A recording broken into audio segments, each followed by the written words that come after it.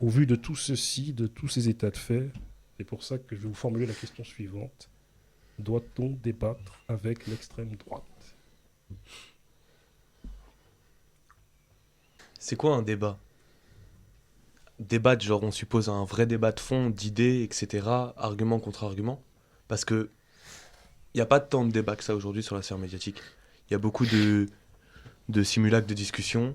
Il y a beaucoup de spectacles où il y a deux pantins de partis qui se retrouvent face à face juste pour déblatérer, etc. Moi, je pense qu'il faut pas refuser le débat. Faut pas refuser le débat. Alors, c'est vrai qu'on est dans un contexte où l'extrême droite est très très présent dans les médias, hein. Tu l'as évoqué en introduction, Bolloré et toute la clique. Mais justement, il faut pas leur laisser cet espace-là. Et dès qu'on peut débattre et porter nos idées et nos combats, je pense qu'il faut le faire. Je sais pas si on peut débattre avec des gens qui remettent en cause notre humanité. Je sais pas si on peut parler avec des gens qui vont parler de, de, de grands remplacements, qui ont perpétré l'attentat de Christchurch qu'on connaît. Les débats, c'est en réalité un vainqueur, un vaincu. Moi, je suis pas dans cette optique, tu vois. C'est ça qui, justement, fracture enfin, crée des fractures. Moi, je suis là pour échanger, trouver des points de connivence, tu vois, entre vous, le camp qui nous critiquez, et nous, le camp qui s'estimons incritiquable, parce que on est français voilà, comme l'immense majorité de la population, tu vois, et on va réussir à s'entendre bon, je vais pas dire de gré ou de force, mais on va discuter, on va échanger. Je sais que c'est un terrain glissant, tu vois, mais j'ai envie de dire une chose, si tu prends pas de risque, tu fais rien du tout dans ta vie en fait, et les choses n'avanceront jamais. Cet épisode vous est présenté par Driver Academy, auto, moto, école. Un établissement sérieux, une équipe pédagogique au top et un service administratif compétent. Driver Academy, auto, moto, école. Pour toute demande de collaboration, contactez-nous. Plan compte musique 91@gmail.com 07 49 19 52 42.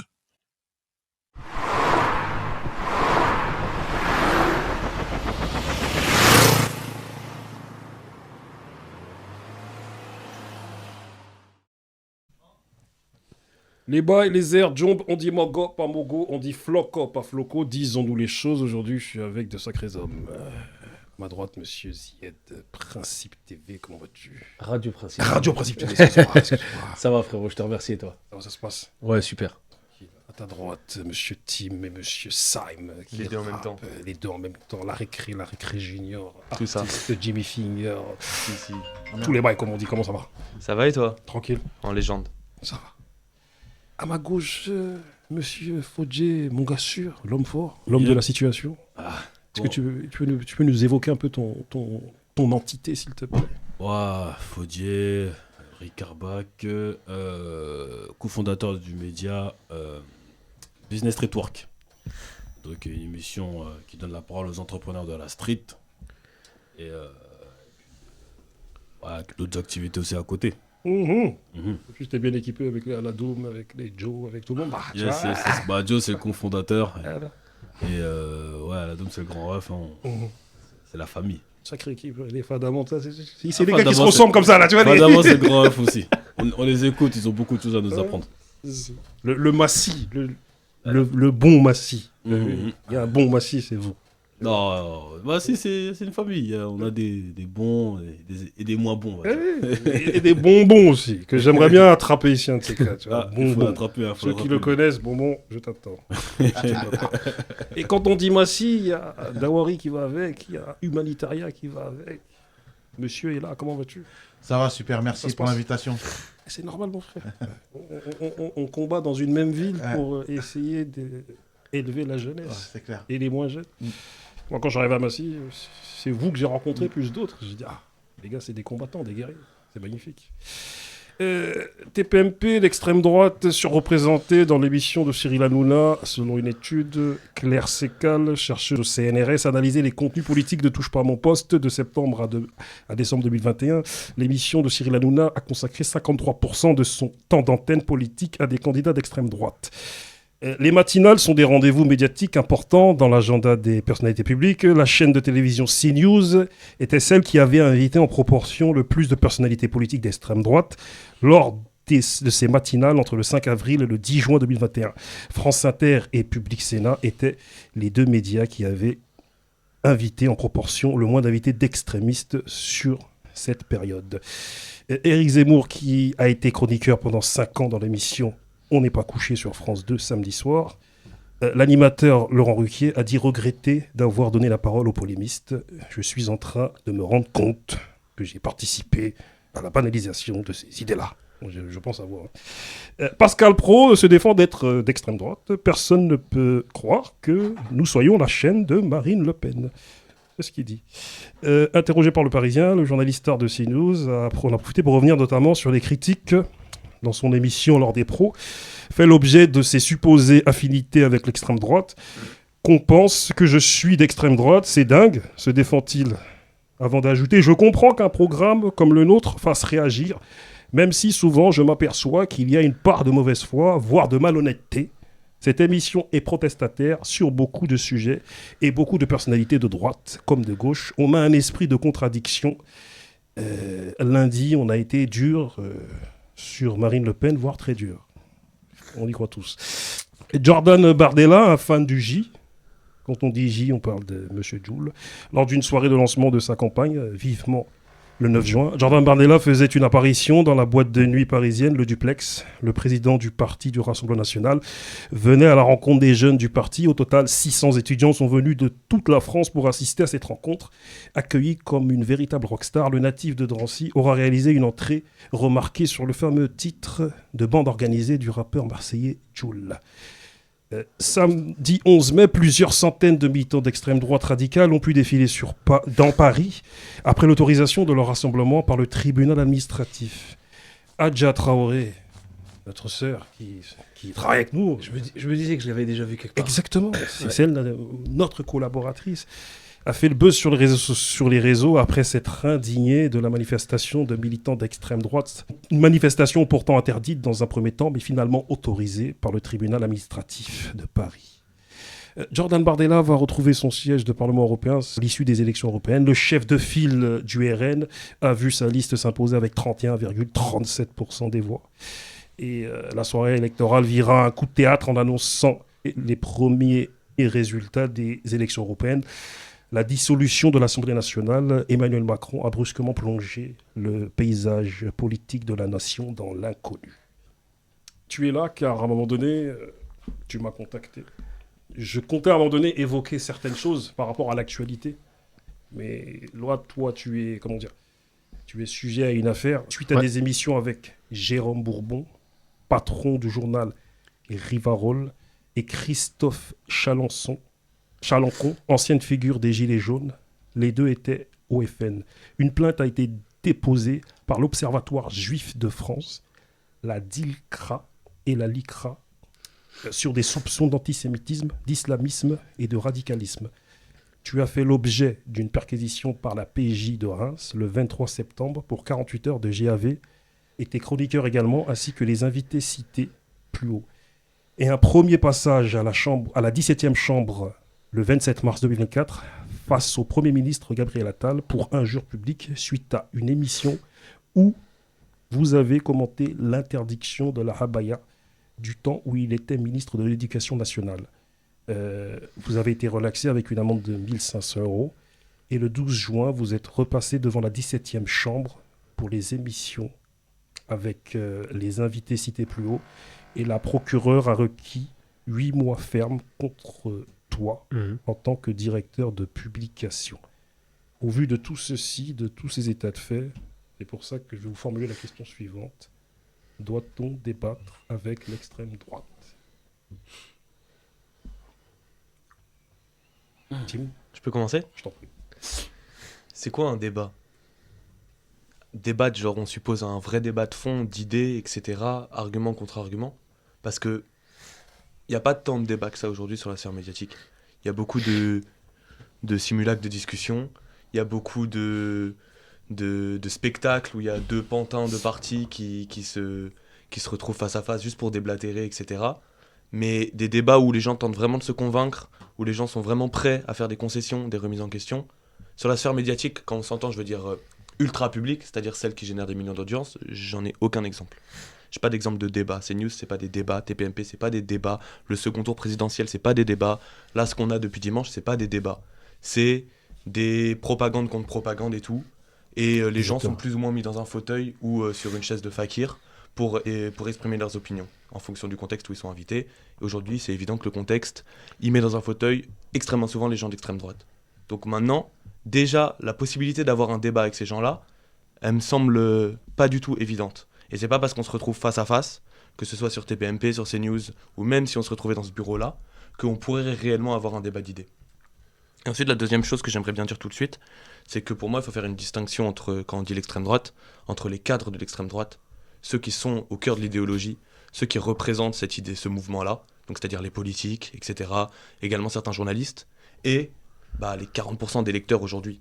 Pour moi, on ne peut pas les mettre dans le même panier. C'est-à-dire que, et moi maintenant je vais être clair tout de suite à mon sens, tous les mecs d'extrême droite qui sont vraiment actifs pour ce mouvement-là, c'est des raclures, faut même pas leur donner l'heure, faut pas leur parler, sinon on va juste leur donner l'occasion. C'est des mecs souvent surentraînés au débat, qui sont absolument vides, à l'instar de Jordan, mais qui sont surentraînés à manipuler, à être des beaux parleurs, etc. Donc faut pas leur donner l'heure, faut pas leur parler, c'est que des raclures, il faut même pas en entendre parler, on leur donne juste de l'audience, c'est juste contre-productif. Maintenant, nier la réalité qu'il y a 40% d'électeurs qui votent pour eux, on peut pas s'en passer. On peut pas, dans le débat d'idées, faire comme si c'était 40% de fils de pute et qu'on va juste se consacrer à discuter avec les 60 autres pourcents parce que c'est factuellement faux et ce serait aussi contre-productif.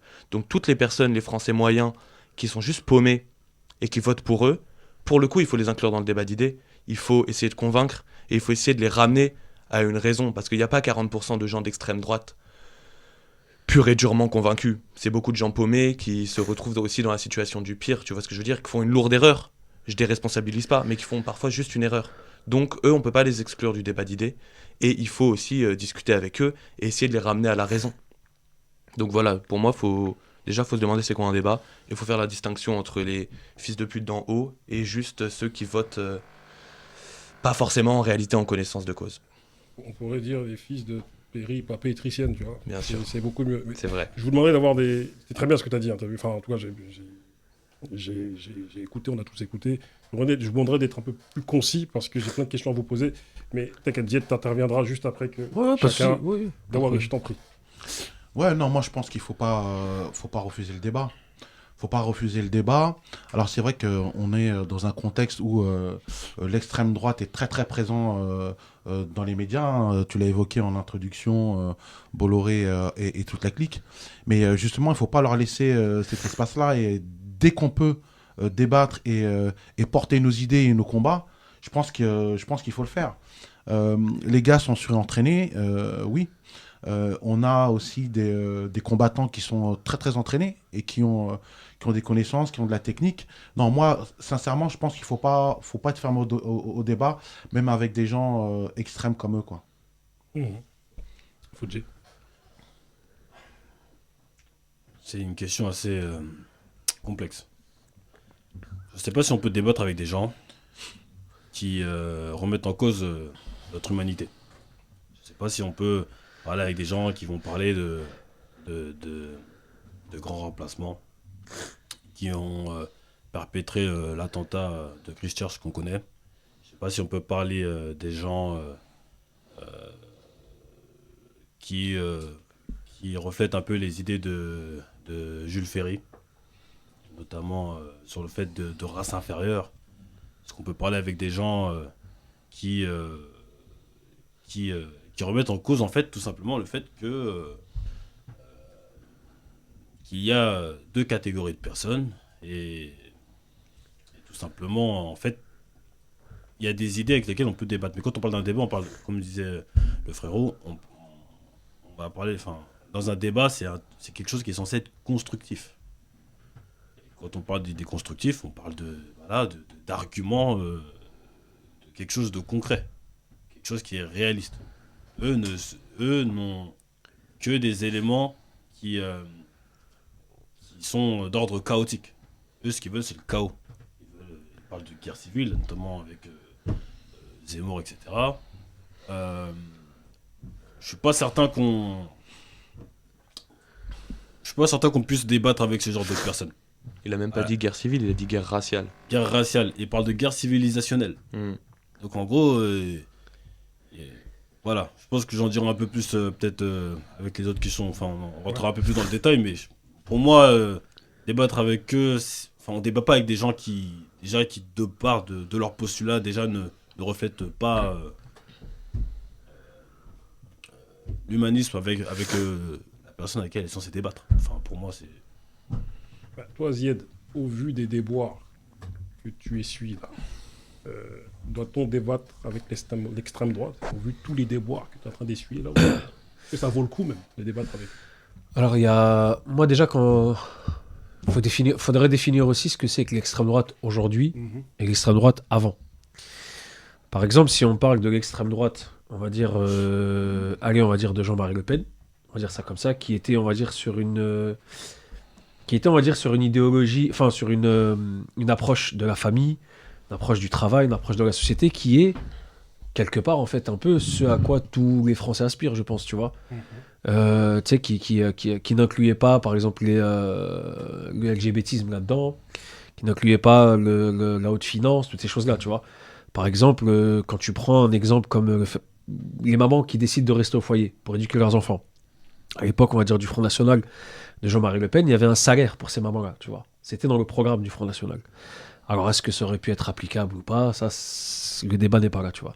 Donc moi, ces gens-là, on va dire, avec lesquels on peut trouver des points de connivence, on peut discuter avec eux, tu vois. Pas pour faire des alliances, quoi que ce soit, mais échanger, discuter. Leur dire que la catégorie de population qu'ils visent constamment dans leurs déclarations, ou qu'ils excluent carrément même de leur, on va dire de leur champ de vision, en réalité, on a des points en commun, tu vois. Et moi, c'est toujours dans un souci, on va dire, d'apaiser les choses. C'est toujours ça, dans un souci d'apaiser les choses. Maintenant, si c'est l'extrême droite d'aujourd'hui, c'est ce dont vous avez parlé, Jordan Bardella, ça, ce n'est pas de l'extrême droite. Tout ce qu'il y a aujourd'hui, comme dit d'extrême droite, c'est une suite de la Macronie, en réalité. C'est pas du tout l'extrême droite, tu vois. Par exemple, tu regardes les néo-nazis aujourd'hui qui circulent sur Paris, etc. Ils se reconnaissent pas dans Jordan Bardella, ils se reconnaissent pas dans peut-être un peu chez Zemmour, tu vois, parce que eux, ils ont le discours très radical, tu vois, même si c'est des fabulations, hein, c'est de la flûte, tout ça, c'est inapplicable, tu vois, au regard du droit européen, c'est inapplicable, mais à 2000%, tu vois, c'est que du baratin. De toute façon, Zemmour est connu pour être un baratineur, c'est un plagieur, ça on le sait, hein, dans la street on appelle ça un disquetteur. Donc voilà.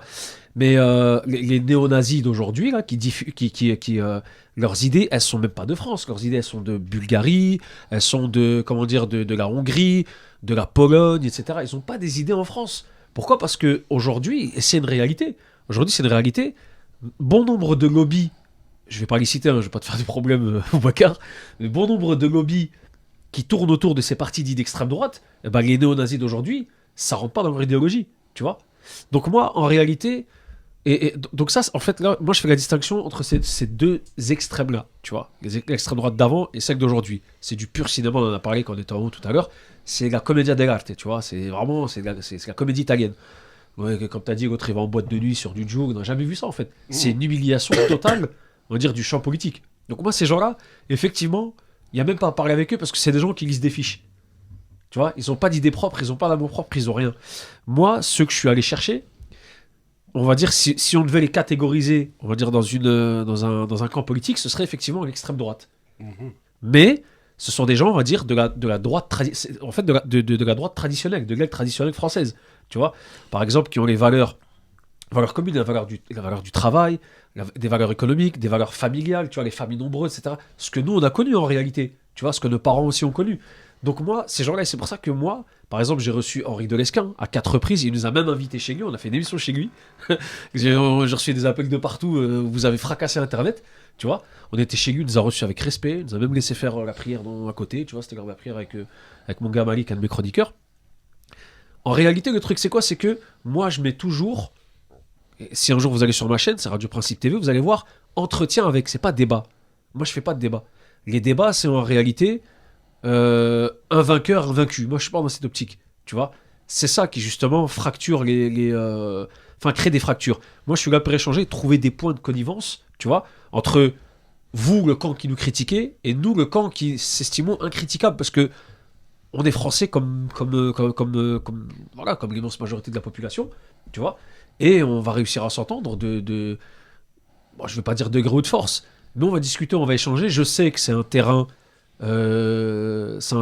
glissant, tu vois, mais j'ai envie de dire une chose, si tu prends pas de risque, tu fais rien du tout dans ta vie en fait, et les choses n'avanceront jamais. Et moi je sais qu'on a désamorcé énormément de choses, même si on n'est qu'une petite chaîne, on est quoi, on a 10 000 abonnés, c'est parce que moi je tiens pas à ce qu'on ait je préfère on va dire la qualité à la quantité, tu vois, je préfère avoir un très peu nombre de personnes qui nous suivent, qui nous écoutent, de pas trop promotionner de manière à avoir des gens de qualité qui comprennent, plutôt que du 300 000 et dedans tu retrouves n'importe quoi, n'importe qui, tu vois. Mais 10 000, c'est déjà quelque chose.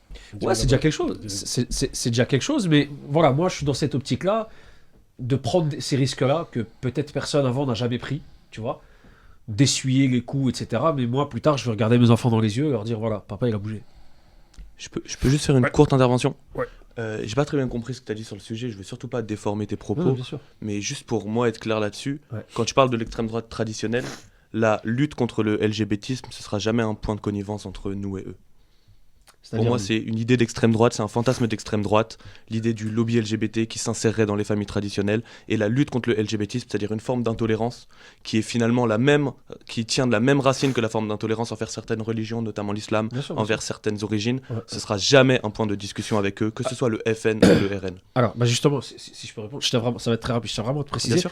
Moi, je te parle vraiment de lobby. Je te parle pas de personnes. Oui, On va non, dire mais j'ai de bien compris, personnes. le lobby LGBT, c'est un fantasme. Non, C'est alors, comme quand je tu pense que parles de c'est- grand remplacement, c'est un fantasme aussi. Alors, je C'est pense que- des boucs émissaires, c'est détourner Alors, c'est détourner. Moi, je pense l'attention. je pense pas que ce soit le sujet d'aujourd'hui. Tu vois, je Non, laisserai bien Boubacar sûr, mais- recadrer tout ça.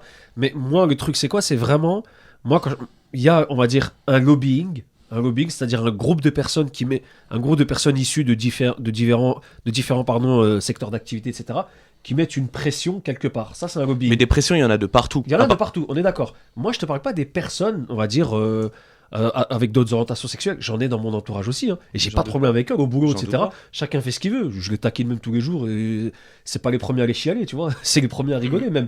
Mais moi, je te parle de lobbying, c'est-à-dire de pression, tu vois, de mettre une pression avec les moyens qu'ils ont pour faire valoir leurs idées.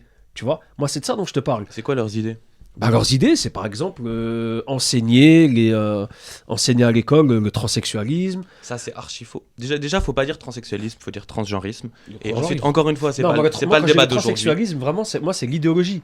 Mais ça existe pas. Déjà, transsexuel, faut savoir, c'est le nom d'une maladie mentale. Ça veut dire que c'est pas un mot qu'il faut employer pour désigner ces personnes-là. Transsexualisme, c'est même pas un mot. Et encore une fois, c'est pas le sujet. On va pas Bien sûr, s'embrouiller non, là-dessus, mais je tu comprends vois. ce que tu dis, bien sûr. Mais juste le lobby LGBT n'existe pas. Certes, il y a toujours des pressions comme dans absolument toute revendication, on va dire politique pour des groupes de personnes. Il y a des gens qui essaient d'avoir du pouvoir tout simplement pour influer. Ça, c'est clair. Comme il y en a d'absolument partout, comme il y en a avant tout aujourd'hui de l'extrême droite, encore une fois, c'est extrêmement minime.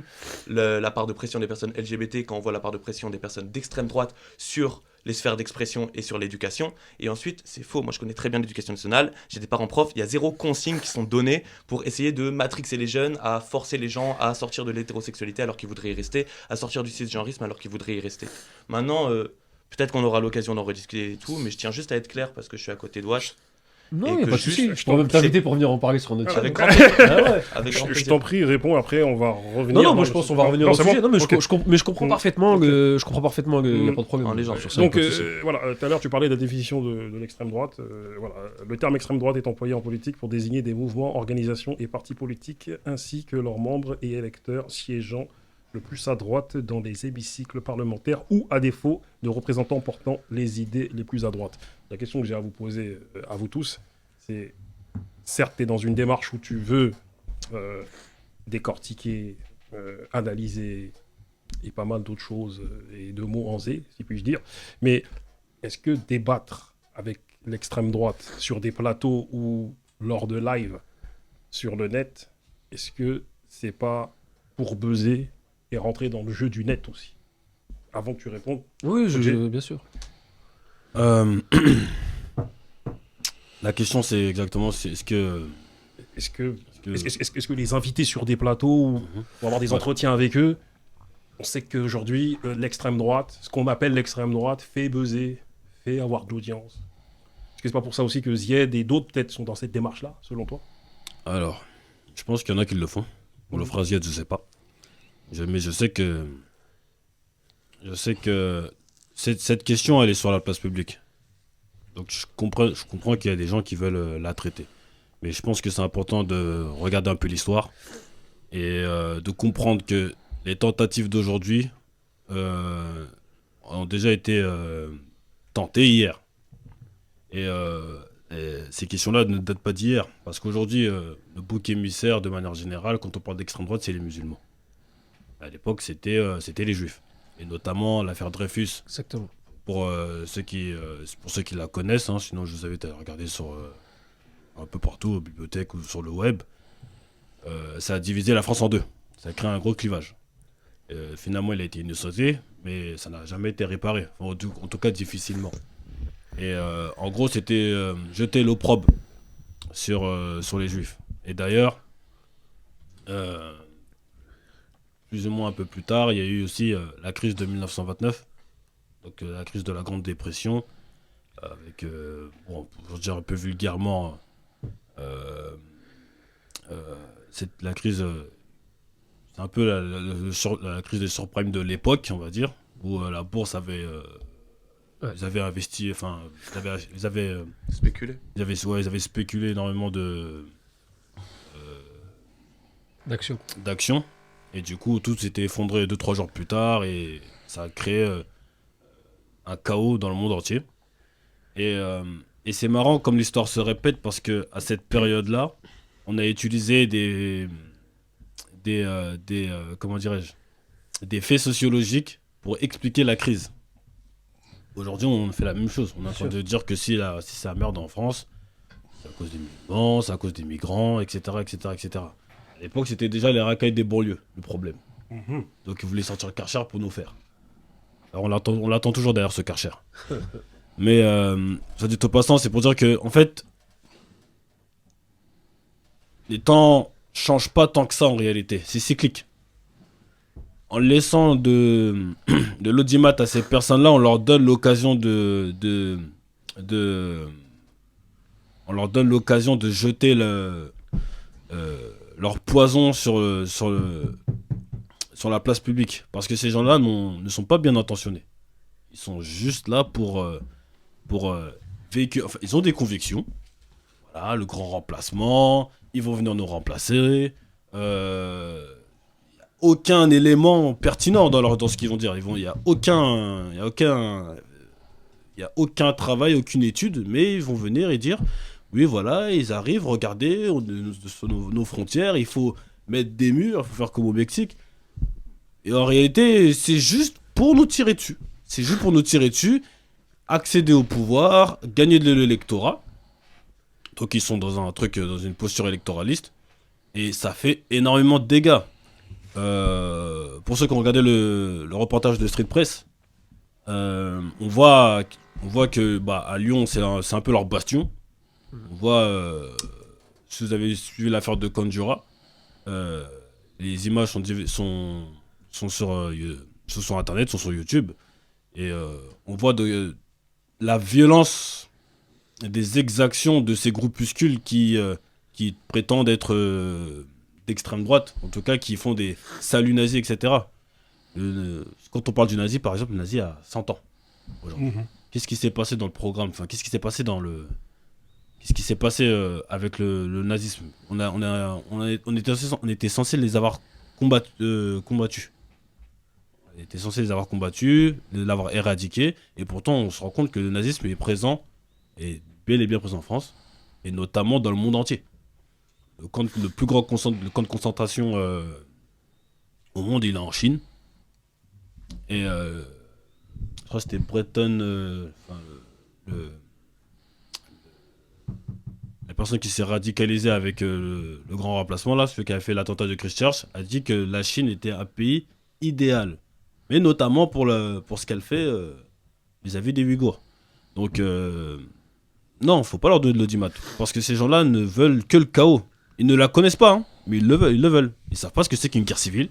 Ils ne savent pas ce que c'est que de vivre dans ces conditions-là. Mais tant que ça peut leur mener dans les hautes sphères du pouvoir, ils vont y aller. Donc, Dawari, je reformule ma question.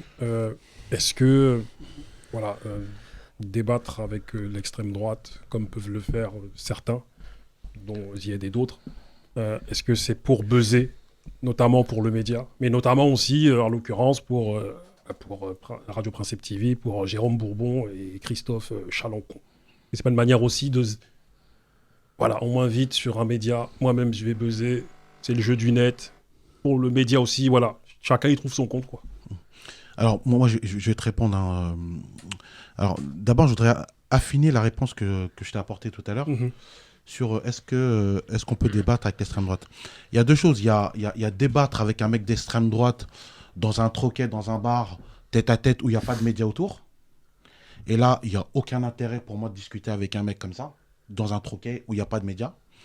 Et il y a débattre avec un gars d'extrême droite, avec des médias, où en fait, dans le débat, c'est des informations, c'est des arguments que tu vas donner à des gens qui t'écoutent. Je suis d'accord. Tu vas essayer de convaincre justement l'auditoire. Et pas lui, parce que lui, tu ne le convaincras pas. Mais par contre, là, c'est utile pour pouvoir convaincre ceux qui nous écoutent. Après, au niveau du buzz, alors moi, je ne suis pas un homme de médias, vous l'êtes. Mais effectivement, quand on voit le glissement de Hanouna, quand on voit ce qui se passe sur CNews, bah, s'il continue dans ce sens-là, c'est parce que c'est porteur. C'est parce qu'il y a de l'audimat et ça leur fait de l'argent. Donc voilà. Alors après, moi je voudrais mettre en garde. Moi j'ai un collègue là qui était sur CNews, Alice Soumaré, qui était sur CNews. Faut faire attention aussi quand on va sur ces médias-là. Pourquoi ? Parce que Alice Soumaré, par exemple, il était tout seul face à 4 personnes. 4 personnes qui étaient hyper offensives. C'est toujours des traquenards, les trucs comme ça. Voilà, Bien qui sûr. portaient des arguments d'extrême droite. Donc là, pour le coup, il ne faut pas y aller. Quand tu es dans un traquenard comme ça, non. Il faut établir les règles du jeu. Il faut que voilà, les invités soient, le nombre d'invités soit équilibré pour ne pas se faire avoir. Et là peut-être tu peux faire quelque chose. Mais voilà, pour finir, oui, aujourd'hui, c'est ce qui fait le plus de buzz. Et d'ailleurs, c'est pas que les gens d'extrême droite qui regardent, mais tout le monde regarde. Tout le monde regarde parce que tout le monde est fasciné par ce qui se passe et ils veulent comprendre un peu ce qui se joue. Zied, je reformule ma question. Ouais. Est-ce que Radio Principe TV, vous n'êtes pas en train d'inviter ce genre d'invité justement pour buzzer, être dans le jeu du net et participer à ce dont Hanouna participe en invitant Jean Messia. Après, il invite Booba, qui prennent des photos. C'est comme si Cool Chain et Joey Star, c'était pour faire un parallèle, à l'époque, avaient débattu avec Jean-Marie Le Pen à Ciel-Montmardi, et à la fin, ils prennent des photos, tu vois. Pour dire que mon avis sur Jean Messia, c'est que c'est un faux raciste. Mais bon, ça, c'est un autre débat, tu vois. Voilà, il a des followers. Un follower raciste, même, tu vois. Un follower raciste ou un faux raciste. Pour moi, il fait semblant d'être raciste parce qu'aujourd'hui, c'est un influenceur. Placement de produits, tous les bails, tu vois. Mais Jean Messia. Ouais. Pour moi, c'est mon avis, on en débattra. Okay. Tu vois. Mais est-ce que t'as pas peur de devenir une espèce de Hanouna, vas-y, je participe à ça, il y a l'avènement de l'extrême droite en France, et vas-y, accéder au pouvoir parce qu'on vous a donné de l'audience. Alors, deux choses. Déjà, dans un premier temps, il faut savoir une chose, c'est que l'émission d'Hanouna, c'est une émission à la base de divertissement. C'est pas une émission politique. C'est une émission de divertissement. C'est-à-dire, il peut te parler de ça, juste après, il peut aller souffler dans l'anus d'un chien. Ça, c'est Cyril Hanouna, c'est son émission. C'est le grand n'importe quoi, en fait. Tu vois ? Excuse-moi l'expression, c'est un bordel sans nom, le truc. Vraiment, tu vois, c'est... Moi, ce que je fais, c'est des émissions... En fait, on a plusieurs émissions à la semaine. Je vais te donner un exemple. C'est que le lundi, avant, c'était sport. On parlait foot, on parlait MMA, etc. Nous, on a un vrai média, tu vois.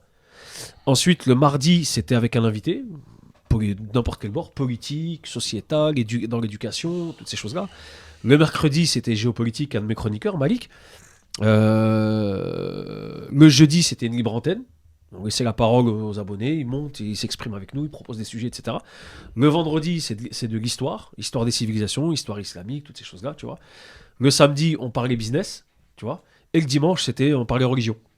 En fait, c'était ça. Nous, c'est un vrai média avec des sujets divers et variés, placé dans certains... C'est pas, par exemple, je vais faire une émission, je commence à 20h, je termine à 23h, j'ai abordé 150 000 sujets comme Hanouna, et c'est n'importe quoi. On va parler de politique, on va parler de pornographie. Non, non, non, c'est absolument pas ça. Ça, c'est le premier point. Le deuxième point, c'est que moi, ces invités-là, je les ai reçus bien avant que l'extrême droite aujourd'hui fasse buzzer. Genre, depuis 2020. 2020-2021, je reçois ces gens-là, tu vois. Et encore une fois, c'est pas des gens, on va dire, du bord politique. C'est des gens dans l'idéologie, tu vois, d'extrême droite. Dans l'idéologie d'extrême droite, mais qui ne briguent pas on va dire, de place politique, etc. C'est des écrivains, c'est des conférenciers, c'est des, tu vois, qu'on appelle ça des entrepreneurs, toutes ces choses-là. Ils ont une vision qui peut, des fois, se rapprocher de la mienne ou de certains, tu vois. Moi, je vais échanger, je veux savoir, tu vois. J'ai envie de briser ce mur du son, en fait. Mais est-ce que... Ce plafond de verre, pardon, pour voir à peu près où est-ce que c'est. Et justement, je termine sur ça, c'est que, comment dire, moi, c'est le nom de mon média, c'est le média qui brise les codes, RPTV, tu vois. C'est le média qui brise les codes, parce que dans les quartiers populaires, on a toujours eu qu'un seul son de cloche, c'est celui de la gauche. Je me suis dit, moi, je vais aller regarder ce qu'il y a de l'autre côté. Et moi, j'ai toujours été un curieux depuis tout petit. Je suis dans les livres, je suis dans les bandes dessinées, les mangas, tu vois. Toujours créé mon propre univers. Je me suis jamais laissé influencer par qui que ce soit. J'ai jamais voté pour personne, tu vois, ça m'intéresse pas. Moi, je fais de la promo pour personne ou quoi. Mais je me suis dit, je vais aller voir ce qu'il y a de l'autre côté. Parce que quand on nous dit l'autre, c'est le diable, en général, quand les médias disent là-bas, faut pas y aller, c'est le diable, faut y aller. Il y a un truc, tu vois. Je me suis toujours dit ça. En fait, tu tentes le... C'est ça, moi, on va dire ça comme ça, mais sans non plus m'aplatir devant eux, quoi que ce soit, parce que quand ils sortent leurs arguments, moi, j'ai des chroniqueurs, t'as déjà regardé mes émissions, c'est des assassins. C'est des snipers. On a fait fermer des bouches, mais quand pas possible. Après, j'ai pas reçu que des gens d'extrême droite. Je reçois Thierry Messant en ce moment. Thierry Messant, le premier géopolitologue dont le site est le plus consulté au monde. C'est un gars qui vient du parti radical de gauche dans les années 90, qui militait pour les droits homosexuels, qui est lui-même homosexuel, revendiqué, etc. J'ai reçu qui ? J'ai reçu des éducateurs, je t'ai reçu toi, j'ai reçu Adama Traoré, tu vois, j'ai reçu Joe Dalton, j'ai reçu Ousmane Badara Alpha, tu vois, j'ai reçu Blacko du groupe Sniper. Donc on est vraiment divers et variés. Mais nous, on s'est fait épingler par des gens qui sont déjà snipés par l'État depuis longtemps. C'est ça en fait. Et moi, c'est là où ça m'intéresse. Moi, j'ai envie de briser cette barrière et de dire, on va aller voir ce que ça donne de l'autre côté, tu vois. Justement, après je laisserai Tim et les autres répondre aussi. Avoir des points d'accord avec les gens dits de l'extrême droite. Est-ce que c'est pas une manière de... Comment dire, est-ce que c'est pas dangereux déjà d'avoir des points d'accord avec eux ? Parce que bien sûr, on vit dans un monde qui est plus nuancé que ça en réalité. Bien sûr. Après, on sait qu'il y a une pensée unique, surtout médiatique. Tu vois, qui dit comme quoi à un moment donné, lorsqu'un tel est blacklisté, il est blacklisté, il ne faut pas parler avec lui, il ne faut pas échanger avec lui parce que sinon, voilà. Mais quoi qu'il en soit, est-ce que maintenant à un moment donné, échanger avec eux et trop échanger avec eux, on risque pas de devenir comme eux, on risque de sortir une parole du prophète de l'islam qui dit rester 40 jours avec des gens, c'est devenir, voilà, c'est risqué de devenir comme eux, mais trop parler avec eux. Bien sûr. Est-ce qu'à un moment donné, c'est pas cautionné même, c'est pas même bien sûr. arriver à propager même leur idée. Bien sûr. Regarde, justement, pour te répondre par rapport à ça, c'est que moi, c'est pas mes amis. Je vais pas dîner avec eux. On s'est pas rencontrés. C'est uniquement sur ma chaîne et après basta, on se parle pas. Hein. On se débriefe quand on est en off à la fin. Ça va, ça vous a plu, etc. etc. Merci d'être venu. Voilà, le respect, la bienveillance, c'est aussi des anciens. Tu vois, donc on va pas non plus les insulter ou quoi que ce soit. Merci d'être venus, nous en respectons, on les a respectés. Donc ça, c'était le premier point. Maintenant, tu fais une parfaite... parce que c'était exactement ce que j'allais te dire. Tu fais un parfait exemple, je vais être très rapide là-dedans. Parce que tu dis par rapport à la religion, tu vois. Le prophète sallam, tu vois, que paix et bénédiction de Dieu sur lui, qui vient du peuple des Quraysh. Il faisait que de débattre et de parler avec eux tout le temps. Aujourd'hui, on peut les assimiler Quraysh à l'extrême droite, puisqu'ils étaient islamophobes. Ils voulaient porter atteinte à l'intégrité des musulmans. Mais ça ne l'empêchait pas d'aller parler avec lui sur même ordre divin. D'aller parler avec lui, d'aller parler avec des gens d'autres contrées, les Perses, les Romains, les Grecs, enfin toutes ces populations qui quelque part, combattaient l'islam, la révélation coranique, etc. Donc moi, je me dis, aujourd'hui, moi, en tant que musulman, je dois marcher, on va dire, sur ce chemin-là et aller vers les autres. Moi, j'attends pas que les gens me disent « Viens, on va parler ». Moi, je peux te dire « Viens, on parle ». Par exemple, j'ai un problème à régler à quelqu'un. On va dire, moi, je suis à 3, tu vois, je suis originaire d'ici. J'ai un problème avec un gars d'ici, je vais dire, je prends le train, j'arrive, on va discuter. On va pas s'appeler. On va régler ce problème. Donc moi, je suis dans cette démarche-là, tu vois. Je me dis, il y a des gens, ils disent, lui, il y a un problème avec lui. Vas-y, on va le ramener, on va discuter. Mais est-ce que tu n'es pas en train de dans ta démarche, en train de banaliser ces personnalités Non, et je pense- banaliser un discours. Je pense pas que je suis en train de banaliser parce que si je vous invite à aller regarder les émissions, il y a absolument aucune banalisation parce qu'on leur apporte le contradictoire. Je banaliserai à partir du moment où j'accepterai certaines choses qui sont pas acceptables. Nous, on est là pour apporter la contradiction, mais ça se fait dans le respect, la bienveillance. Il y a pas de clash comme chez Hanouna ou chez je sais pas qui, là, les pros, tout ça. Il n'y a pas tout ça. Nous, il y a un cadre. Chacun prend la parole, personne coupe la parole. Argument, feuille stylo, tu rebondis après sur ça, ça et ça. C'est vraiment cadré, il n'y a pas de. Tu vois. Si tu voulais Donc, rebondir. voilà. Je demanderai à chacun d'être concis car sachez qu'on a à peine 10 minutes, 10 petites minutes. Donc je t'en prie. Le truc qui me dérange un peu dans ton discours, c'est que ça aurait limite plus fait sens, ce que tu dis, même si je l'aurais aussi combattu il y a 30 ans, tu vois. Ouais. En disant, allez parler chez l'autre, allez parler à l'autre, pardon, allez vers ceux dont les médias nous disent que c'est le diable, sous-entendant que l'extrême droite est encore hyper marginalisée et tout, etc. Aujourd'hui, c'est plus vrai, l'extrême droite est malheureusement hyper consensuelle. Sans vouloir revenir, mais tu avais donné des chiffres au début d'émission, Booba, sur le pourcentage, des 50% par-ci, des 40% par-là, une matinale sur 2 par-ci, et sur les chaînes les plus visionnées de France. On ne parle pas d'épiphénomènes, on parle des CNews, des TPMP, c'est des millions de personnes qui regardent chaque jour. Donc aujourd'hui, pour moi, c'est trop tard. C'est plus du tout inaccessible, l'extrême droite. C'est plus du tout une exception, en fait, de parler avec eux. Donc quand ceux qui pensent comme nous et qui les combattent pour des raisons évidentes acceptent aussi ça, bah, d'aller parler avec eux, pour moi, l'argument du oui, mais c'est toujours intéressant d'aller voir là où on nous dit de pas aller voir, il est plus recevable, parce que ça fait longtemps que c'est plus le cas. Ça fait longtemps qu'on nous dit plus de pas aller voir l'extrême droite, Alors- ça fait longtemps qu'on nous le met devant les yeux, en fait. Alors regarde, moi juste pour te répondre vraiment très très très rapide, Bien sûr. moi les gens que je reçois, c'est des gens qui étaient au Front National à l'époque, qui l'ont quitté aujourd'hui, qui n'en font même plus leur promotion. Je t'ai dit, c'est des écrivains, c'est des... Tu vois, en fait, ils ont Mais juste qui sont les toujours idées... En fait, Porte-flambeau d'une certaine idéologie. ils sont porte-flambeau d'une certaine... Pas d'une certaine idéologie, mais d'une certaine idée de la France. Tu vois, c'est autre chose en réalité. C'est pas du tout l'idéologie Front National, politique, politicienne, tu vois. C'est des gens qui étaient là-bas, ils ont vu que justement, ils ont été bercés d'illusions. Ils sont tombés de très haut, tu vois. Et c'est des gens aujourd'hui qui n'appartiennent pas au camp dit raciste. C'est des gens qui appartiennent au camp patriote, nationaliste, on les appelle comme on veut, tu vois. C'est des gens en réalité, ils ont leurs idées. Moi, je les respecte. Moi, je te dis la vérité. Moi, je respecte toute idée, tu vois. À partir du moment où, en gros, tu sais, elle s'en prend pas physiquement ou quoi que ce soit. Moi, les gens que je... Par exemple, si demain, je reçois un Zemmour, excuse-moi, c'est pour lui insulter sa mère. Je vais jamais débattre avec lui. Je reçois un Zemmour, je insulte sa mère, toute sa famille. Tu vois ce que je veux dire ou pas? Mais est-ce que tu as. Après, je vous Parce poserai. que eux, c'est le jeu auquel ils jouent. Tu vois, Regarde, je vois. est-ce que tu as pas peur ou. Je sais pas, peut-être. T'as vu, j'ose, hein, t'as vu de poser des questions, Bien tu sûr, vois. bien sûr, bien sûr. Avoir pour audience la fachosphère. Bah, Parce que. Est-ce que j'ai. Ouais. Il y en a peut-être que. Je dis pas toi, mais peut-être toi, ouais, ça se trouve, tu recherches cette audience qui est la fachosphère. Ouais. Est-ce que Bah- tu es à la recherche de cette audience? Ah bah, tu sais quoi, je vais te surprendre, Boubacar, c'est pas du tout la fachosphère qui me regarde, ils nous détestent. Mhm. Parce que justement, les gens, enfin, ces gens-là dont eux, en gros, ils portaient en estime, et ils les ont vus venir chez nous, tu vois, et ils les traitent de baboucholâtres. Nous, c'est justement les gens des quartiers, les musulmans, les gens, par exemple, issus de la diversité, etc., qui se disent, ah ouais, maintenant, il y a des gens de chez nous qui arrivent à parler avec eux. Alors que ces gens-là, ils nous ont insultés toute leur vie. Moi, la fachosphère, tu vois, ils traitent ces gens-là de baboucholâtres.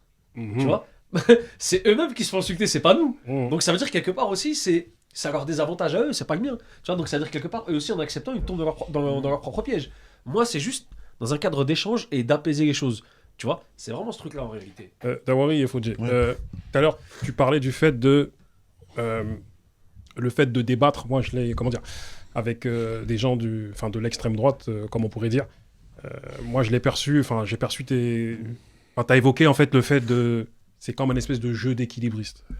Mais est-ce que c'est pas trop un jeu d'équilibriste? De débattre avec des gens de l'extrême droite? Parce que on est entre le yin et le yang, on est entre. Débattre avec eux, ça pourrait être perçu comme leur faire de la promo. En même temps, débattre avec eux, ça permet de faire passer ses idées. Est-ce qu'il y a un équilibre dans Ouais. ce jeu d'équilibriste là? Moi, je pense Est-ce qu'il y a un réel équilibre en vérité? Je pense que l'équilibre, il faut le trouver, même si je pense qu'aujourd'hui, il y a un déséquilibre. Parce que la stratégie du Front National dans un premier temps et du Rassemblement National dans un deuxième temps, c'était de banaliser en fait leur idéologie. Et ça passe justement par la présence au niveau des médias. Voilà, on va marteler un message. Donc aujourd'hui, c'est vrai que la pensée d'extrême droite est très très répandue. Et il faut pas en rajouter. Il faut pas en rajouter. Il faut pas en rajouter. Et c'est pour ça, justement, que quand la possibilité nous est donnée de pouvoir porter nous nos valeurs, et même si c'est en débattant avec quelqu'un avec qui on n'est pas d'accord, quelqu'un d'extrême droite, il faut le faire. Il faut le faire parce que sinon on leur laisse beaucoup trop de place parce qu'ils vont être tout seuls. Mais est-ce que c'est pas participé par... Tu as parlé de la dédiabolisation. On sait que c'est toute une stratégie que le FN, en se faisant appeler le RN, en mettant Jordan, qui n'est pas Michael, hein, mais c'est Jordan. Il a 28 ans, il porte pas le numéro 23. Et est-ce que maintenant le fait de débattre avec des gens issus de l'extrême droite, c'est pas participer à leur stratégie de dédiabolisation? Non, parce qu'en fait, c'est déjà lancé. En fait, mon discours, c'est de dire, voilà, aujourd'hui, ils sont très, très présents dans les médias. Comme je te l'ai dit, c'est une tactique. Et justement, c'est important d'apporter un autre discours, justement. Parce qu'ils sont là, ils sont présents sur des plateaux, ils sont présents dans ces émissions-là. Donc, au lieu que ce soit seulement des gens d'extrême droite qui portent leurs idées et leurs idéologies, il faut être là pour donner des arguments contraires et pour taper dessus et pour montrer à l'auditoire qui écoute que non, on n'est pas d'accord avec un tel pour telle ou telle raison. Tu vois, c'est qu'aujourd'hui, on est dans un contexte où ils sont déjà trop présents, ils sont extrêmement présents. Et au contraire, nous, on doit ramener justement un discours différent. Mais est-ce que leur présence, le fait de les faire participer sur des plateaux éventuellement comme les nôtres, c'est pas leur, rajouter de la présence à la présence? Non, mais moi, ce qu'il faut, c'est rééquilibrer. Moi, ce qu'il faut, c'est rééquilibrer. C'est que, par exemple, les gens qui ont notre discours, nos discours un peu positifs et contre les extrêmes, eh ben justement, il faut que les médias puissent plus les inviter. Ça, c'est une chose. Mais aujourd'hui, il faut aussi pouvoir débattre avec ces gens-là pour montrer aux gens qui nous écoutent, qui vont qui prennent la mauvaise route, quoi. Enfin, certains d'entre nous, on se souvient, enfin, moi, je ne sais même pas quel âge j'avais, quand Mitterrand a envoyé Tapi, parce qu'il a décelé en Tapi, tu sais, il s'est dit, bon, il faut parler avec des mots vulgaires, toi, tu as des coronesses, va débattre avec Le Pen, tu vois, parce que tu vas lui faire peur, même. Et Le Pen, même, je pense qu'il a reconnu, même dans sa posture, tu vois, plein d'analystes disent, ah, il avait peur ce jour-là, tu vois, parce qu'il était face à un mec qui lui disait, vas-y, j'ai pas peur de toi. Et genre, limite, ils l'ont dit avec d'autres termes, mais si tu veux, on se bat, tu vois. Si tu veux, on se bat. Mais Ils vous ont cuiré, monsieur. Voilà, tu vois ce que je veux dire. Tu vois ce que je veux dire. Et du coup, on sait que ça a été une stratégie politique. C'est-à-dire que même, on va plus loin. Mitterrand, lorsque à un moment donné, il s'est dit, et en plus c'est la stratégie politique qu'a mis en place tous les gouvernements qui ont succédé, c'est-à-dire mettre, comment dire, Mitterrand, il a mis un coup de pression à l'ORTF à l'époque. Ouais. Par rapport à, il leur a dit, vous allez, ce que M. Le Pen se plaignait de ne pas être assez diffusé. Donc Mitterrand, il s'est dit, voilà, grand sage, maître Yoda, il s'est dit, pour gagner, il faut qu'on soit face à des gens pour qui on va tout le temps. Je dirais pas Palpatine plutôt, Mitterrand. Yoda est plus... ouais, exactement, si, Palpatine, parce qu'il a un passé assez... je suis pas un fan de Star Wars. Exact. Voilà. Je peux pas te laisser dire ça. Excuse-moi. Le passé de Mitterrand, régime de Vichy, c'est totalement bizarre. Ce qu'il a fait à la Casbah à l'époque quand il était ministre de l'Intérieur, me semble-t-il, couper des têtes, on s'en souvient. Oui. Donc vous mettez en avant des gens qui... Et après l'accès au pouvoir, comme exactement. Et après tu passes par Badinter pour dire « moi je suis contre la peine de mort alors que t'as guillotiné des gens ». Mais ça c'est un autre débat, sachez-le. Et du coup, on sait que là, la stratégie de la gauche à l'époque, après la droite aussi, a pris le relais jusqu'à aujourd'hui, c'est mettre en avant l'extrême pour pouvoir gagner face à eux. Bon, perso, je sais pas s'ils vont gagner face à l'extrême, là, avec ce qui se passe, avec le jeune Bardella, tu vois. Mais je ne sais plus où je voulais en venir en posant cette question, mais Fodjé, à un moment donné, voilà, cette stratégie-là, de mettre en avant les extrêmes pour passer face à eux de manière électorale, avec nous, ou Radio Principe TV, qui pourrions en rajouter en les invitant sur nos plateaux, est-ce que c'est pas dangereux tout ça? Après, moi, par exemple, comme le dirait un artiste, il faut pas... on donne pas de la crédibilité à ces gens-là, même s'ils ont 1% de vérité. Ceux qui rencontrent cette phase sauront de quoi je parle. T'as vu, moi, je pense que quand tu les as invités, tu voulais pas le banaliser. Ah non, absolument pas. Mais en fait, on a une ère où la numérisation, le fait de l'industrialisation fait que tout est accessible. Le fait qu'on soit là autour de plateaux et tout, etc. et le diffuser de manière exponentielle ce qu'on est en train de dire aujourd'hui, c'est un phénomène nouveau dans la société. Ouais. Mais le problème, c'est que la télé, ça rend les gens audibles et crédibles. Le fait d'être représenté, là. Tu vois, par exemple, là, je suis en train de parler, il y a quelqu'un qui va regarder, il va dire « Ah, Fodje, c'est crédible ce qu'il dit, tu vois. » Ouais. Peut-être parce que je te donne des arguments crédibles, mais là où je veux en venir, c'est que c'est dangereux. Parce que, et quand je dis que c'est dangereux, c'est que tu veux pas le banaliser, mais de fait, le truc va dire, ok, c'est des gens avec qui on peut s'asseoir et discuter alors que leur discours est destructeur. Et quand je dis destructeur, je vais faire un petit bond dans le passé. On vit des temps durs en ce moment. On vit des temps difficiles, crise économique. Depuis, ça fait plus de vingtaine d'années qu'on nous parle de crise économique, etc. Il y a des guerres. Bon, il y en a toujours eu en réalité. Hein. Oui. La guerre du Kosovo, c'était il n'y a pas si longtemps. Grave. On nous fait croire C'était que le fait de la guerre Russie-Ukraine, c'est un phénomène nouveau. Mais en fait, on est dans un truc où l'Europe est en train de s'extrême droitiser de plus en plus. C'est clair. Et là, la France est en train de prendre ce penchant-là. 2002, c'était pas un accident. 2002, pour moi, c'était pas un accident. C'est juste que le boug a eu de l'audimat et La suite le prouve de toute façon. Depuis 20 ans, ça prouve que c'était pas. Bien sûr. Et le pire, c'est que lorsque on analyse la séquence où Jean-Marie Mhm, est face aux médias et est en train de faire son discours, mhm. lui-même l'a reconnu qu'il n'était pas content. Parce qu'en fait, il a dit je n'étais pas prêt. Qui ça, Jean-Marie Le Pen, tu vois, parce qu'il n'avait pas de. Bah, il s'est dit, mais en fait, la manière dont on pourrait décrire ce qu'il a évoqué, c'est j'aboie, mais en fait, c'est une posture en fait, tu vois, depuis des années. Et le fait que je me retrouve là en 2002 face à l'époque, c'était face à qui Chirac. Chirac. En fait, c'était une surprise. Le Front National, ça a toujours été l'épouvantail du pouvoir. Mhm. On l'agite pour faire paniquer la population et faire remporter des voix aux candidats d'en face. Mais aujourd'hui, est-ce que c'est vraiment. Au final, Attendez, finis ton propos. Ouais. Ensuite, Ouais, ouais. Tim, parce que là, il faut qu'on Ouais, termine. c'est Parce que vrai, là, il y a c'est des gens qui m'attendent. Bon, là, ça va. je vais terminer Vas-y. rapidement. Mais en gros, pour dire que le problème, c'est que, comme je te disais, ça les banalise. Le fait de. Ce truc-là, les médias banalisent. Cyril Hanouna, c'est le pire exemple qu'on puisse citer. C'est la Avec CNews, quintessence, etc. lui. Ah, Ouais. totalement. Et étant donné qu'on est dans une crise et que les gens cherchent à chercher des problèmes pour régler cette crise, en 1929, quand je parlais de la Grande Dépression, Le jeudi noir, là. exactement, Mm. et bah, c'était la merde partout. Sauf qu'en Allemagne, en France, déjà, bon, Pétain, bon, parce que voilà, c'était celui qui avait gagné la Première Guerre mondiale, enfin, gagné, c'est un grand mot. Mais, Ouais, c'était un des héros de la ouais, Première c'était un Guerre héros, mondiale. donc on l'a remis sur place, etc. Mais il faut voir ce qu'il a fait avec le régime de Vichy. Ouais, ouais. Et on regarde en Allemagne, la crise de 29 a mis Hitler au pouvoir. C'est clair. Alors que. Et en fait, si tu veux, quand je disais que c'était cyclique tout à l'heure, on est en 2024. On est en 2024. On est dans des crises économiques. On dit voilà, du travail pour tous, etc. On essaie de régler les problématiques et on pense, à tort, que mettre l'extrême droite au pouvoir, on a tout essayé, il faut mettre l'extrême droite au pouvoir. Pour moi, les politiques sont des. Je vais terminer. Les politiques sont des carriéristes. Ah, des opportunistes et tout, bien Faut sûr. pas oublier que Renaud Camus était un bouc de gauche. Ouais, oui.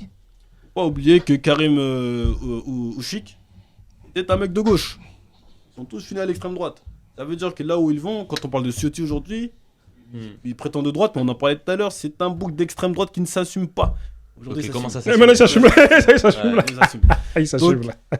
Si ces gens-là arrivent au pouvoir, on va connaître on va connaître déjà que Macron a mis la manette avec la carte mémoire trafiquée, etc. pour qu'ils puissent gérer leur truc comme never. On reconnaît les geekers. Hein. Ah ouais. Et bah là, s'ils arrivent au pouvoir, je pense qu'on va découvrir le vrai visage du. Rapidement, s'il te plaît, Tim, Dawari. C'est juste, ouais, moi je suis, en vrai de vrai, factuellement, je suis d'accord avec toi. Théoriquement, on peut pas laisser tout le gâteau à l'extrême droite en disant non, nous on reste entre eux, on veut pas parler avec eux parce que c'est un jeu dangereux, c'est contre-productif.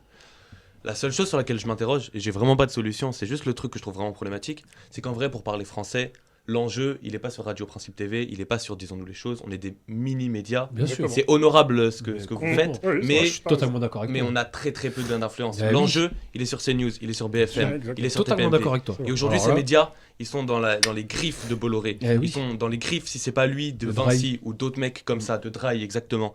Et aller chez eux, en réalité, c'est des traquenards. On se retrouve toujours sur un siège éjectable avec 4 mecs dans des beaux trônes, des beaux fauteuils devant nous, surentraînés au vide, mais surentraînés quand même en surface, qui vont pouvoir te démonter. Bien sûr. Et c'est ça qui est compliqué. C'est ça, Bien sûr. c'est qu'aujourd'hui, souvent, aller débattre avec eux, c'est se tirer une balle dans le pied. Et trop souvent, aujourd'hui, les débats publics, c'est quasiment que ça, sur ces grandes chaînes et tout, où on n'arrive pas à avoir de débat d'idées. Ça va juste être des mecs surentraînés contre des mecs surentraînés. Et l'enjeu du débat va juste être sur comment on s'est fait coacher, comment on a appris nos fiches la veille.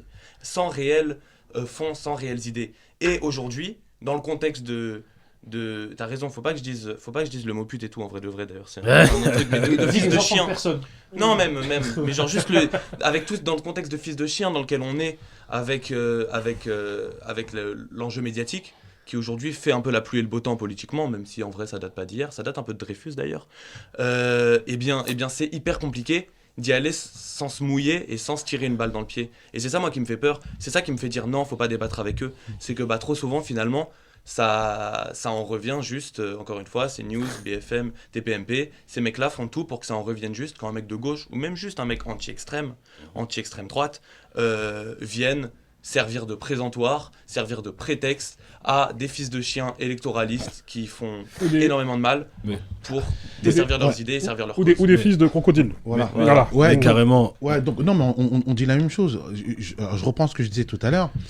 Ce que j'ai expliqué tout à l'heure, c'est qu'à un moment donné, si on va débattre avec un gars d'extrême droite dans une émission où toutes les conditions sont faites pour que tu te fasses massacrer, c'est pas la peine. Voilà. Mais est-ce qu'il y a un autre moyen aujourd'hui Donc après, il y a d'autres émissions, il y a d'autres chaînes aussi. à haute Oui, mais il y a d'autres Lesquelles émissions. Mainstream, Il y a je pense. Après, il y a des. Enfin, quand tu regardes, par exemple, un exemple précis, à chaque fois que Macron. La dernière fois que Macron, Bien ton micro, s'il te plaît. la dernière fois que Macron a gagné l'élection, quand il a démonté Marine Le Pen, c'était via une émission de télé. Tu vois. Et donc là, il a pu argumenter, il a pu montrer aux Françaises et aux Français qu'elle avait un programme économique qui était zéro et que c'était une menteuse. Donc, tu vois, il y a quand même une utilité du débat. Alors là, c'est dans un cadre spécifique, mais il y a quand même une utilité du débat. Après, je l'ai dit tout à l'heure, si tu arrives dans un traquenard où tu as quatre fachos contre un, où tout est fait pour te démonter et que finalement, toi, l'objectif que tu avais, c'était de pouvoir porter tes idées et convaincre les gens qui t'écoutent, là, tu vas pas. Ouais. C'est à toi, en fait, de peser sur les émissions, Au de cas voir par le cas. cadre, bien sûr, au cas par cas. Et quand tu sens que tu arrives et que tu peux placer deux ou trois choses et porter quelques idées, il faut y aller. Ouais, mais Moi, c'est ma position. Ouais, mais Dawa, ça fait 20 ans qu'il y a des débats médiatiques. On a vu des Tariq Ramadan, des plein de gens qui sont arrivés de démonter leurs idées. Et aujourd'hui, on en est là où on en est. Et pourtant, il les a clairement mis à l'amende. Donc au final, est-ce que ça... On arrive à la fin. Je reviens sur un de tes propos. Bien sûr, je ne suis pas là pour... Moi, j'ai peu d'ego vis-à-vis de ce qu'on fait. Parce que pour moi, on est en mission et on... Enfin, je te parle des médias que nous faisons. Tu vois, peu, toi, m'énerver. Ah, comment ça? Nous, on est petits. On est petits, mon frère. pas- Mais on est petits, mais on est petits, mais on est grands, mais on est petits. Tu vois, Tu vois, tu vois ce que je veux dire? Oui, t'inquiète pas, Je fais t'inquiète pas. juste une étude Non. d'expert Oui, comptable. non, là, mais sinon, bien sûr. après, moi, ce que je me dis aussi, c'est que peu importe, tu sais, chacun est devenu son propre média aujourd'hui, tu vois. Et ne serait-ce qu'être vu et écouté par 1 ou 5 personnes aujourd'hui, ça a un impact sur la société en vérité. Parce qu'aujourd'hui, on est entouré de pages de médias et tout le monde est devenu un média et du coup, tout le monde a de l'impact sur tout le monde. C'est-à-dire que 10 000 abonnés, comme tu disais tout à l'heure, c'est pas petit. Hein. 10 000 personnes qui te suivent de manière assidue, et tu peux faire un business. Et tu peux vivre de ton business. C'est-à-dire que, admettons que maintenant, sur ta chaîne YouTube, chacun paye comme sur Amazon. Là. On paye des trucs à Amazon, Netflix. Ils payent 10 balles. Et à la fin du mois, regarde, pour des gens issus de classes de classes comme les nôtres, 10 000 personnes qui payent 10 balles, frère, tu vois le chiffre que ça te fait. Ah, Tu vois ce que je veux dire bien sûr. Donc, comme dans les règles du commerce, 1000 personnes qui te suivent, c'est bon, tu vis de ce que tu peux faire. Tu vois. Donc, je tenais juste à rebondir sur ça. Ne pas minimiser tout de même l'impact C'est de vrai. médias ou de gens, parce qu'en vérité, tout le monde a de l'impact sur tout le monde à des échelles différentes. Maintenant, ma dernière question, parce que là, il faut vraiment qu'on finisse. Comme le dit un super-héros que j'affectionne, de grands pouvoirs impliquent de grandes responsabilités. Alors, t'affectionnes ou tes enfants affectionnent? Et moi, Ah. encore plus que mes enfants, moi. Toi aussi, tu arrives de monter comme ça sur Et, les bâtiments. exactement, mon frère. Moi, je dessinais des mangas quand j'étais petit, mais bon, ça, c'est un autre débat encore. Ah, grave. Invite-moi pour un débat manga, moi je suis chaud. Hein. Il n'y a pas de C'est problème, macabre, t'inquiète. J'ai des gars là qui vont arriver bientôt là. Comme l'a dit le prophète de l'islam dans son dernier sermon aux gens, toute l'humanité vient d'Adam et Ève. En arabe, un arabe n'a aucune supériorité sur un non-arabe, ni un non-arabe n'a aucune supériorité sur un arabe. Aussi, un blanc n'a pas de supériorité sur un noir, ni un noir n'a de supériorité sur un blanc, sauf par la piété et la bonne action. La question que je voudrais te poser, pour qu'on termine, sur le plan religieux, sur un plateau, bien que nous-mêmes, on n'est pas exemple. Hein. On a invité des gens qui, à des moments, on dit des dingueries, tu vois. Mais même dans nos vies de tous les jours, on n'est pas des exemples. Tu vois, je veux dire, Faut rester. voilà. Enfin, on est quelque part des. En fait, moi, j'étais en train de dire qu'on n'est pas exempt, mais tu viens de rajouter que on est des exemples, mais on n'est pas des exemples, mais on est des exemples tout de même. Déjà Parce pour que... des enfants, c'est déjà suffisant. Exactement. Alors, Mais quand on est en mode comme nous là, on est là sur un plateau, ou même dans la vie réelle, chacun est un exemple pour quelqu'un, même s'il ne le sait pas, tu vois. Et je disais que, voilà, même dans Disons les choses, on n'est pas exempt du fait d'avoir invité des gens qui sont venus ici sur ce plateau pour véhiculer des propos qui vont bien sûr. des fois à l'encontre de nos valeurs religieuses, sociales et spirituelles. Et est-ce qu'inviter clairement ou pas, enfin, comment dire, voilà, on a eu des invités qui, clairement ou pas, prônent implicitement ou pas, ou attends, qu'est-ce que je voulais dire explicitement pas, la supériorité d'un peuple sur tous les autres, pour ne pas dire... Enfin, est-ce que inviter... Ouais. Avoir des invités qui, implicitement ou explicitement, prônent la supériorité d'un peuple sur tous les autres, pour ne pas dire... du peuple blanc sur tous les autres, spirituellement, moralement, éthiquement, pour une question d'éthique, à cause de ce qu'ils véhiculent, au risque, par crainte, qu'on ne contribue à leur propagande, à la propagation de leur message, qui intrinsèquement va à l'encontre du vôtre, parce que vous avez une émission que vous assumez, c'est-à-dire une émission qui a un caractère religieux. Qu'en penseraient les imams et les grands oulémas de l'islam vis-à-vis de ça? Est-ce que c'est licite d'inviter des gens qui ont un discours qui va à l'encontre de vos valeurs profondes? Ouais. Alors, là c'est un autre... Je vais répondre à ta question, même si pour moi j'estime que c'est un autre sujet, parce que je sais pas si... On est 3 musulmans, je sais pas si mon collègue à côté l'est ou pas, mais je vais y répondre vraiment de manière à ce qu'on puisse tous se comprendre. Moi, ce que je véhicule, à travers moi, ma vie de tous les jours, c'est moi j'estime que la vie d'un musulman, elle s'adapte dans n'importe quelle partie, contrée du monde, tu vois. Que ce soit en France, que ce soit dans le désert d'Arabie Saoudite, ou que ce soit au Pérou, ou à Buenos Aires, ou je ne sais où, à la Cordillère des Andes, tu vois, en Alaska, l'islam est applicable. Enfin, la vie, un musulman peut s'adapter partout. Voilà. Je pense pas. Alors, pour répondre à ta question, ce qu'en pensent les imams ou quoi que ce soit, moi, Aboubacar, tu connais un peu ma pensée, je pense, j'en ai strictement rien à taper. Ah non mais clairement, moi je préfère le dire, moi je suis quelqu'un qui a fait scission depuis longtemps avec cet état d'esprit de se dire qu'est-ce que lui pense de ce que moi je fais. Ça c'est pas mes histoires, ça c'est entre moi et mon Seigneur, tu vois. Si j'ai fauté, je le paierai, tu vois. Si j'ai pas fauté, j'en serai récompensé, je l'espère. Après,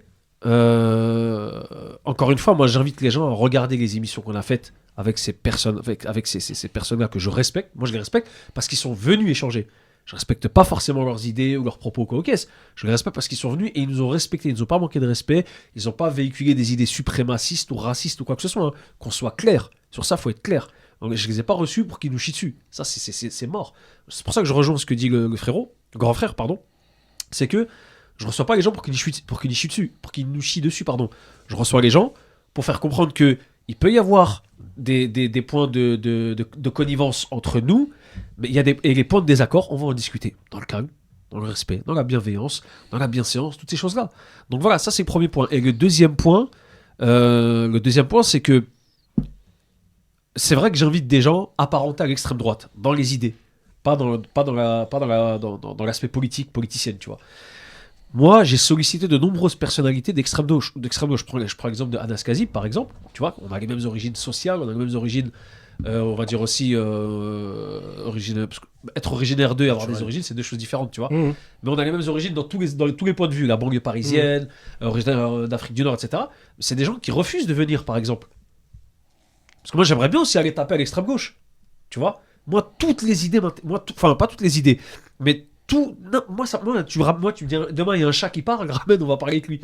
Tu vois, moi, tout m'intéresse. Moi, je suis quelqu'un, j'ai envie de parler, j'ai envie de m'ouvrir, j'ai pas envie d'être fermé. C'est pour ça que je t'ai dit, moi, je demande l'accord de personne. Ni les. Frérot, quand j'étais petit, j'ai pas écouté mes parents, tu vois, je vais écouter des imams que je connais pas. Ouais. Voilà. Pour finir. Après, voilà. Ça, c'est moi qui fais comme ça.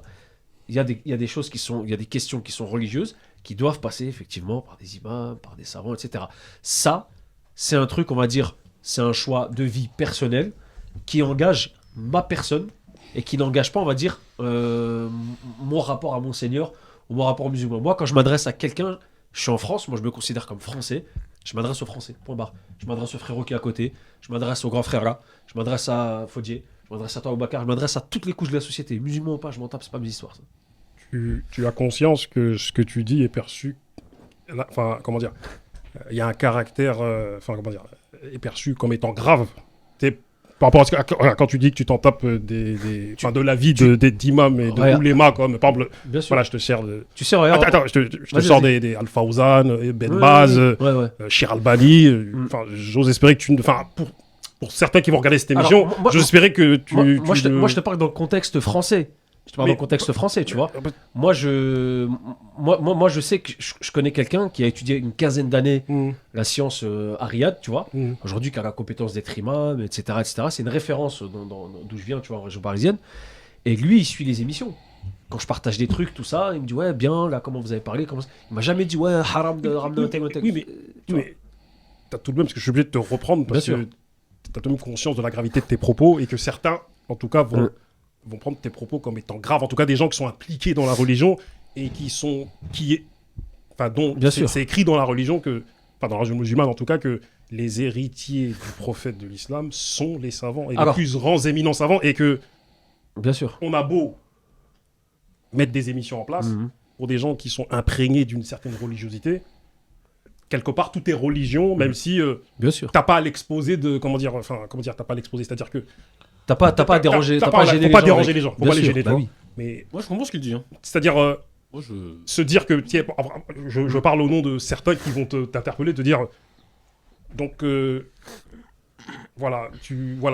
certains ces personnes qui croient en des religions et qui disent qu'à un moment donné tu fais une émission et genre il y a tes croyances et à côté il y a ton émission. Voilà, eux ils diraient qu'à un moment donné séparer ta croyance de ce que tu fais, or que tu l'évoques en plus. Bien sûr. Or que ton émission elle a un caractère religieux. Non, elle n'a pas un caractère religieux, Boubacar. Moi, mon émission, elle a un caractère humain, tout simplement. Tu vois, le problème, il est là, c'est que justement, si moi, je vais parler avec ces gens-là, c'est pour briser cette barrière, Boubacar. C'est pour qu'on arrête de nous voir uniquement comme, on va dire, une communauté religieuse. On est des êtres humains avant d'être des musulmans. Tu vois, moi je te dis, ce logiciel-là, j'ai jamais été dedans. Tu vois, Dieu merci, je remercie même le Seigneur tous les jours. J'ai jamais été dans ce logiciel. Je respecte ceux qui pensent différemment, tu vois. Moi, j'ai jamais été dans ce logiciel, tu vois. Moi, ma tête, ma beubare, ma tache sur le front, elle ne concerne que moi et mon Seigneur. Elle ne concerne pas tel imam. Moi, quand je questionne, par exemple, des gens de science, c'est par rapport à on va dire, des pratiques religieuses.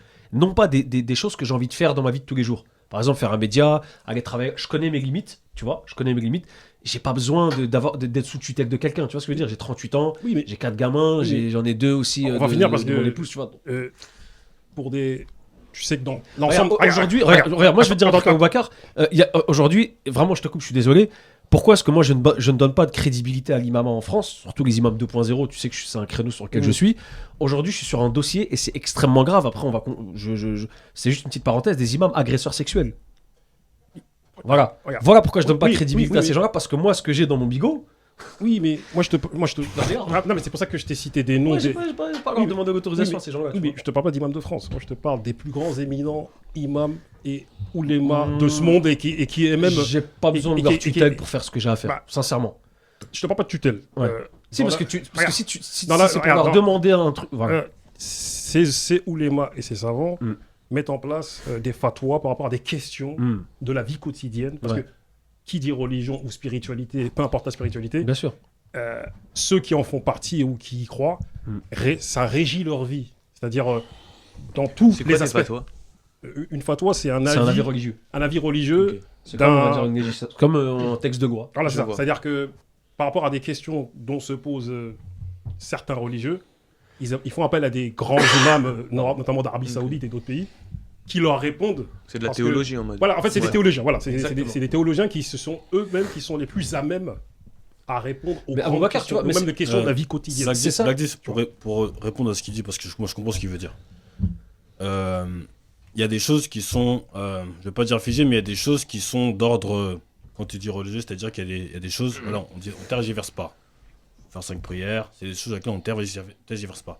Maintenant, sur le domaine sociologique, et sur le domaine, donc tout ce qui va au sociétal, des choses qui, quand il dit, je leur donne pas l'heure à ce niveau-là, parce que moi je comprends ce qu'il veut dire. Par exemple, quand il dit si demain maintenant je décide de faire un commerce, non, ça c'est pas un bon exemple, mais si demain tu décides d'entreprendre quelque chose Ouais. où il va y avoir des choses qui peuvent corrompre ton business par exemple, et bah tu vas pas te référer à tel chouilleur de. Juste, je termine à tel chouilleur parce que c'est un truc qui concerne la Sofran par exemple, et que seuls des gens de Sofran qui vivent dans cette époque contemporaine peuvent être amenés à juger. Et je pense que c'est ça qu'il veut dire. Oui, C'est exactement ça. Mais C'est-à-dire maintenant, que- mais maintenant, pour la base. Non, mais je comprends ce que vous voulez dire, mais. Voilà, parce que Le- là, on le- s'étale le- on s'étale le beaucoup. débat- Et- le débat, il a voilà, fait le exactement. On s'étale beaucoup, mais je termine avec ça. Parce que Tim, en plus, il est en train de. Comment dire, il écoute ce qu'on dit parce qu'il il n'est pas coutumier de ce dont nous parlons. Bien tu sûr. vois. Pour ceux qui sont imprégnés de religion, comme nous, comme certains d'entre nous, on sait qu'à un moment donné, ne serait-ce que pour faire l'amour à ta femme, comment dire, tout est écrit dans la vie sociale est écrite dans des versets Oui, et, tout dans est- des, et dans des paroles Tout du est prophète. codifié. Tout est C'est-à-dire que même le commerce, tout est codifié. En fait. C'est-à-dire que, désolé, hein, je vais prendre un exemple de fou. Hein. On parle de Roman Polanski, on dit je sais pas l'auteur de L'homme de l'artiste. l'art de l'artiste. Ceux qui sont imprégnés d'une certaine religiosité, Bah non. vu que tout est écrit, c'est-à-dire que même les règles du commerce sont codifiées Mhm. dans cette religion-là. Le fait de pas faire de crédit, le riba, Mhm. tout est écrit. C'est-à-dire qu'il y a des choses qui sont écrites et qui ont été étudiées même par des éminents savants qui eux-mêmes ont inspiré. Ils sont à l'origine de la Renaissance en Europe. Mais pourtant, aujourd'hui. Parce que ce sont des mathématiciens. Mais aujourd'hui, de base. c'est remis sur la table. C'est ce genre de truc. Les gens Oui, disent. moi, en fait, regarde, moi pour ça, ça va être très très rapide. Hein. On finit ça, parce que là, Vraiment, il y a ouais, moins ça va être 20, très 30 très personnes rapide. qui Parce m'attendent que c'est en vrai j'ai monopolisé la parole. Moi, vraiment, le truc, c'est quoi? C'est que le contexte européen, et français plus particulièrement, parce que même les autres Européens autour de la France sont choqués de ce qui se passe en France, tu vois. Le contexte français, tu peux pas appeler dans le désert lointain d'Arabie Saoudite pour demander comment j'agis en France. C'est pas possible. Bah, justement. C'est pas possible. Pour beaucoup, c'est Et, possible. et ceux qui sont ici, les imams qui sont ici, enfin les responsables religieux qui sont ici, même de tous les aspects religieux, parce qu'on a même reçu des rabbins, nous. Hein. Mhm. On a reçu des rabbins ultrasionistes, le Rav Dinovitz qui est en Israël, on a reçu Rabbin Gabriel Agaï qui est venu témoigner pour moi, lui qui n'est pas du tout sioniste, il est dans le rapprochement des peuples, etc. Tu vois. Et il est venu témoigner pour moi au tribunal, comme quoi je suis pas du tout antisémite, tout ça, on se connaît depuis des années, tu vois. Comment dire, tout l'aspect religieux en France, il n'y a rien à en tirer venant. Enfin, les responsables religieux, il n'y a rien à en tirer, que ce soit les cathos, que ce soit les feuges, que ce soit les musulmans. C'est tous des incompétents, ils mangent tous dans la main de quelqu'un. Ils sont pas indépendants. Tu vois, par exemple, les mosquées, quand je suis les mosquées ici en France, 90% des mosquées, tu vois, elles sont financées par le bled, par le Maroc, l'Algérie, etc. Tu vois, et il nous ramène un islam qui vient d'un autre pays. Alors que normalement, on devrait adapter les Non, choses c'est ici. intéressant. Tu vois ce que je veux dire ou pas? Voilà, on finit, parce qu'il faut que tu termines, il y a au moins 30 personnes qui m'entendent. Ici, on roule en voiture, on n'est pas en charbon. Ça fait 20 minutes qu'on te Exactement. Encore une fois, je parle pas des imams de France, je parle d'autres imams qui, à un moment donné, sont les plus éminents. Et il y a des gens du monde entier qui les appellent pour avoir des questions sur leur vie quotidienne. Mais si vous n'êtes pas d'accord, on va pas tomber d'accord ici aujourd'hui. Il y a des choses de la vie quotidienne, mais il y a des choses où non. Il y a des En choses tout où- cas, pour beaucoup de gens que moi je connais, que je côtoie, surtout ils posent des questions et du coup, moi, on est venu me saouler, moi, on est venu me saouler, mais moi, je suis radical. oui. Tu vois, Après, tu veux me saouler avec ça, soit je te bloque, soit. vas-y, Après, bah, non, frérot. je dis après Ouais, chacun pas content, son moi. avis sur consulter C'est un ou autre pas débat. C'est un autre débat. des savants sur leur vie quotidienne. Il y a des millions de personnes qui le font. Et d'ailleurs, Bien là, sûr. c'est la période du pèlerinage, mais ça, c'est un autre débat. Ouais. Merci à tous. On a digressé de fou malade, mais c'est disons les choses, c'est C'est la un vie. coupé au montage. On s'est dit les choses. On s'est dit les choses. Merci à vous. Merci. Merci à toi. Merci.